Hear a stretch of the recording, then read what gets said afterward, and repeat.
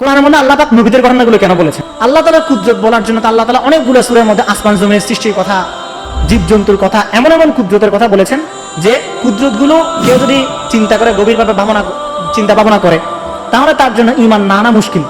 কেউ যদি আসমান এত বড় সৃষ্টি কিভাবে হলো এই কথা যদি সে চিন্তা করে, তাহলে তার জন্য ঈমান না আনা মুশকিল। একইভাবে কেউ যদি শুধুমাত্র নিজের দেহেরটাকে নিয়ে চিন্তা করে যে আল্লাহ পাক আমার দেহটাকে কিভাবে কত সুন্দর সূক্ষ্মভাবে সৃষ্টি করেছেন, এত সূক্ষ্ম নিউরন আল্লাহ পাক আমার মস্তিষ্কের মধ্যে দিয়েছেন, এগুলো যদি কেউ চিন্তা করে তাহলে তার জন্য ঈমান না আনা মুশকিল। কিন্তু তারপরেও কিছু মানুষ ঈমান না আনা থাকবে। এটা আল্লাহ পাক সূরা ইউসুফের শেষে বলছেন, ওয়া কাআইয়্যিম মিন আয়াতিন ফিস সামাওয়াতি ওয়াল আরদি ইয়ামুরুনা আলাইহা ওয়া হুম আনহা মুরিদুন।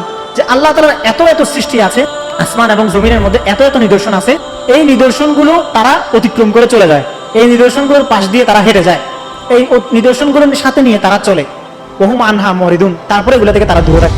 এরপর আল্লাহ পাক বলছেন, লাকাদ কানা ফি কিসাসিহিম ইবরাতুল লিউলিল আলবাব। এই এত নিদর্শন থাকার পরও যেহেতু তারা ঈমান আনে না, এজন্য আল্লাহ পাক কিছু আমাদেরকে বাস্তবিক উদাহরণ দিচ্ছেন।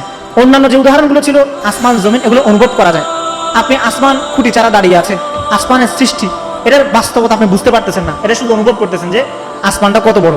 আপনি কখনোই সূর্যের কাছে যান নাই, সূর্যকে দেখা, সূর্যকে ছুঁয়ে দেখা বা সূর্যের বড়ত্ব, সূর্যের বিশালত্ব অনুভব করার ক্ষমতা আপনার আছে, কিন্তু সূর্যের বিশালত্বের বাস্তবতা অনুভব করার ক্ষমতা আমার আপনার নাই। আমরা কখনোই ধারণা করতে পারবো না যে সূর্য কত বড় হইতে পারে যতক্ষণ পর্যন্ত সূর্যের কাছাকাছি আমি যাবো না, এবং সেই জায়গায় যাওয়া আমার পক্ষে সম্ভব না।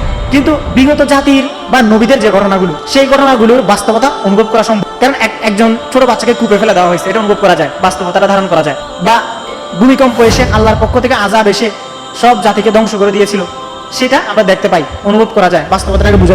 এজন্য আল্লাহ তাআলা চান যে মুমিনরা বা যারা আল্লাহ তাআলার বান্দা, আল্লাহ তাআলা যাদেরকে দুনিয়াতে পাঠিয়েছেন তারা ঈমান আনুক।